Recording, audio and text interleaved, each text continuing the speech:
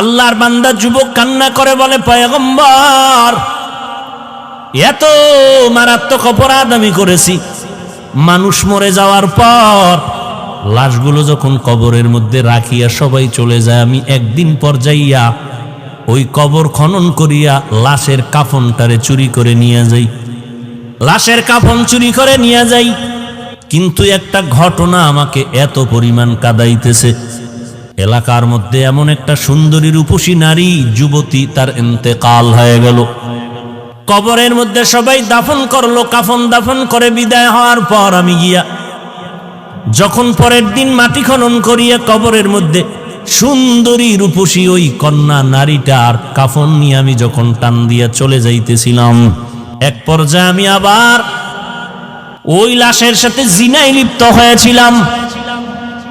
এরপরে যখন কাফন নিয়ে রওনা দিলাম, হঠাৎ করে ওই যুবতী দাঁড়ায় গেল, আওয়াজ দিয়া বলে, রে বেঈমান, আমি একটা যুবতী নারী, কাফনটা সরাইয়া তুই এমন উলঙ্গ কেন করেছো?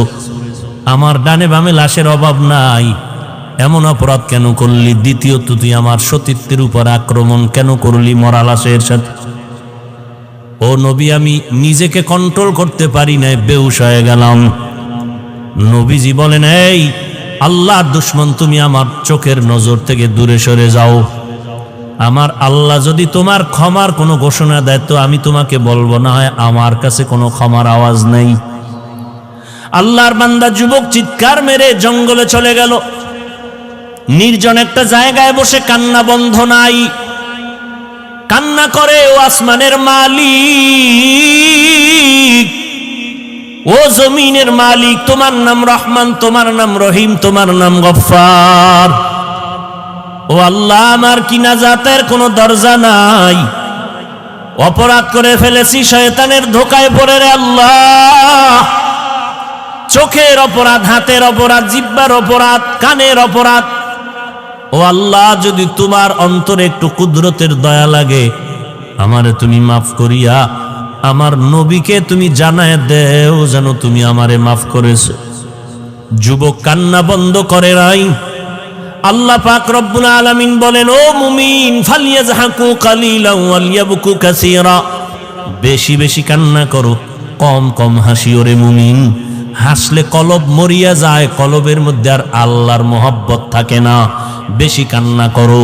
নবীজি স্পষ্ট হাদিসে বলেন, জাহান্নামের আযাবের ভয়ে যদি কান্না করো, এক ফোঁটা চোখের পানির বরকতে জাহান্নামের আগুন হারাম করে দিবে। ও নবীর আশিক উম্মতের দল, আল্লাহর কাছে চোখের পানির বড় দাম। কারণ এই চোখের পানি দিয়া বাচ্চা অন্যায় করে মা বাবার সামনে দাঁড়াইলে দয়া না করিয়া পারে না। এই চোখের পানি সারিয়া ওস্তাদের সামনে ছাত্র অন্যায় স্বীকার করলে দয়া না করে পারে না। ওই মা বাবা, ওই ওস্তাদ থেকে আমার আল্লাহর কুদরতে 99 গুণ মায়া মোহব্বত বেশি। বান্দা যখন আল্লাহ বলিয়া জিহ্বা নাড়ায় ডাক দেয়, গুনার কথা স্মরণ করে তওবা করে, আল্লাহ বলেন আমার কুদরতে জোশ এসে যায়। আমি বান্দার জীবনের গুণ এক ফোঁটা চোখের পানির বরকতে এমন ভাবে মাফ করে দেই, বান্দা একদিন, 2 দিন, 1 বছর, 2 বছর, 80 বছর পর্যন্ত গুনাহ করিয়া পাহাড় বানাইছি, আমি আল্লাহ এক ফোঁটা চোখের পানির বরকতে পুরা জীবনের গুণে একটা সেকেন্ডে মাফ করিয়া তারে পবিত্র বানাইয়া দেই। আমি আল্লাহ তার নামটা জান্নাতীদের খাতায় উঠাইয়া দেই। ও এলাকার যুবকেরা, ও বৃদ্ধ বাবাজিরা, ও পর্দার আড়ালের আম্মা জানেরা, আল্লাহর কাছে তওবা করেন, গুনার কথা স্মরণ করে।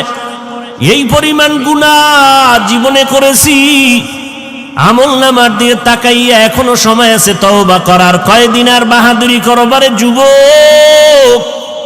এমন একটা দিন নেই যুবকের লাশের খবর নাই।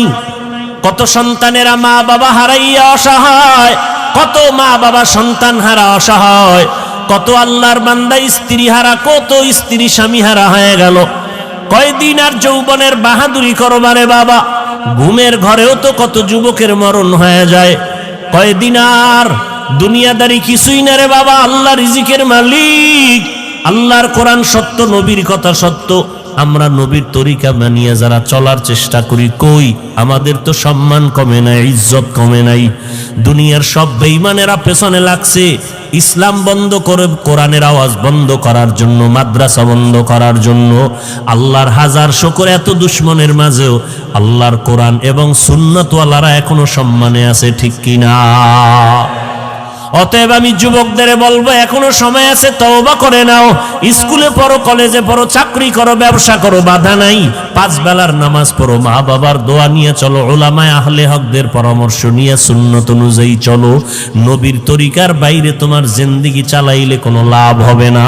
তোমার মতো আমার মতো কত যুবক ডাক্তার, ইঞ্জিনিয়ার, প্রফেসর 5 বেলার নামাজ পড়ে, অভাব নাই। তুমি কেন পারবা না রে বাবা? আমার গোলাম হতে বলি না, কোনো পীরের গোলাম হতে বলি না, তাবলীগের গোলামি করতে বলি না, কোন রাজনৈতিক দলের গোলামি করতে বলি না। একমাত্র বলি আল্লাহর গোলাম হও, নবীর আদর্শের মালা গলায় লাগাও। চাকরি করো, ব্যবসা করো, কোনো বাধা নাই, মা বাবার দোয়া নিয়ে সামনে আগাও। ওই যুবক এমন কাদাই যে কাঁদলো, তুমিও যদি চোখের পানি ছেড়ে এখনো বলতে পারো, দয়ার মালিক, এই ময়দানের মধ্যে তুমি দিলের হালাত জানতেছো, আমার মতো গুনাহগার এই ময়দানে হয়তো কেউ নাই রে আল্লাহ। এই গুনাহ নিয়ে কবরে যেতে চাই না। ওই এত পরিমাণ অপরাধ করেছি, অপরাধের খবর আমার মা বাবা আপনজনেরা জানলে কেউ সম্মানের চোখে তাকাইতো না। আজকে তওবা করতেছি, আর নামাজ ছাড়বো না, দাড়ি কাটবো না, বেপরদায় চলবো না, নবীর তরিকা নিয়ে চলবো। সমস্ত নবীরা যেই দিনের দাওয়াত দিছেন ওই দাওয়াত অনুযায়ী চলবো, নবীর সুন্নতের বিপরীত চলবো না। ওলামায়ে কেরামদের সাথে বেয়াদবিমূলক আচরণ করব না, মা বাবার সাথে বেয়াদবিমূলক আচরণ করব না। আজকে থেকেই তওবার নিয়ত যদি করতে পারো, আল্লাহ তাআলা দরজা খুলিয়া দিবেন ওই যুবকের কান্নার উপরে। আল্লাহ জিবরাইল আমিনকে পাঠাইয়া নবীর সামনে গিয়া বলে, ও পয়গম্বর, ওই বান্দাকে আমার আল্লাহ ক্ষমার ঘোষণা দিয়ে দিছেন। এবার নবী ওই যুবকের ডাকলো আর বলল, যুবক, তোর চোখের পানি আল্লাহর আদালতে কবুল হয়ে গেছে। তোর ওই চোখের পানির বদৌলতে আল্লাহ তোর জীবনের গুনাহগুলো মাফ করে দিয়েছেন। ও আল্লাহর বান্দারা, এই জন্য আল্লাহ পাক বলেন, গুনাহ যারা করিয়া ফেলছো শয়তানের ধোকায় পড়িয়া, আমি আল্লাহ চাই না তোরে জাহান্নামে দিব। আমি আল্লাহ ওয়াদা করলাম, গুনাহ করিয়াও যদি গুনাহ থেকে তওবা করিয়া নিজেরে বাঁচাইতে পারো। ওয়া আম্মা মান খাফা মাকামা রাব্বিহি ওয়া নাহান নাফসা আনিল হাওয়া ফাইন্নাল জান্নাতা হিয়াল মাওয়া। হাসরের ময়দানে আসামির কাঠগড়ায় দাঁড়াইয়া জবাব দিতে পারবা না। ওই ভয় অন্তরে জমা করে গুনাহ থেকে যদি তওবা করো, আমি জান্নাতুল মাওয়া তোমার স্থায়ী ঠিকানা বানায় দিব। ও যুবক, ও বৃদ্ধ বাবাজি, পর্দার আড়ালের আম্মা জানেরা, সন্তান আল্লাহ দান করেছেন, একটা আদর্শ সন্তানের মা বাবা হইয়া কবরে যাবেন। আপনার সন্তান ডাক্তার হবে, ইঞ্জিনিয়ার হবে, কিন্তু তার জবানের আদর্শ ব্যবহার এত সুন্দর, মুরব্বীরা খুশি হয়ে দোয়া করবেন, ওলামায়ে কেরাম খুশি হয়ে দোয়া করবেন। এই আদর্শ মা আপনাকে শিখাইতে হবে সন্তানেরে। এজন্য নবী বলেন, ও দুনিয়ার মা বাবা, সন্তান 7 বছরে যখন হবে নামাজের মুসাল্লায় দাঁড় করাও, 10 বছর যখন হবে শাসন লাগলে শাসন করিয়া হলেও নামাজে পড়াও। এই জন্য মা বাবার দায়িত্ব। দ্বিতীয়ত আল্লাহর কাছে দোয়া করতে হবে, আল্লাহ নেককার সন্তানের মা বাবা বানায়া দাও, সন্তানগুলোকে আদর্শ সন্তান বানায়া দাও। আল্লাহর কাছে যাদের তওবার নিয়ত আছে, মরিয়া গেলে যাব, হায়াতের মালিক আল্লাহ, ইজ্জতের মালিক আল্লাহ, রিজিকের মালিক আল্লাহ। আর নামাজ ছাড়বো না, দাড়ি কাটবো না, বেপরদায় চলবো না, নবীর তরিকার বাহিরে চলবো না। আজকে যার পিছনে ঘুরিয়া ঘুরিয়া নবীর সুন্নতগুলো বাদ দিতেছি, নামাজ বাদ দিতেছি, যার পিছে ঘুরতেছি সে তো আমার আপন হবে না। দুনিয়াতে একটু স্বার্থে যদি আঘাত লাগে, মোবাইল বন্ধ করে দেয়, আমাকে আর সালাম দেয় না, খবর নেয় না, এই তো দুনিয়ার আমার মুরব্বী, আমার আপনজন। অতএব চিন্তা ভাবনা করে দেখো রে বাবা, আমার আল্লাহ ছাড়া, নবীর আদর্শ ছাড়া নাজাতের কোনো পথ নাই।